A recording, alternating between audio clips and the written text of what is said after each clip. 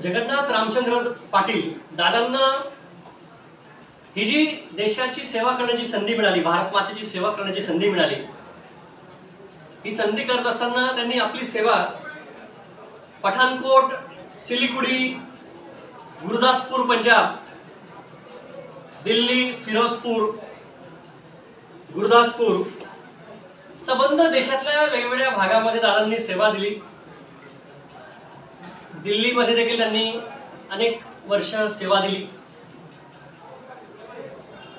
त्यांचं प्रशिक्षण गोव्याला झालं आणि निवृत्ती गुरदासपूर पंजाब या ठिकाणी ते निवृत्त झाले।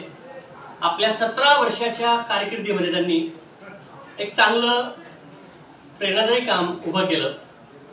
एक देशाचा सच्चा सैनिक, एक देशाचा सच्चा नागरिक कसा असतो तर तो आमच्या दादांसारखा असतो।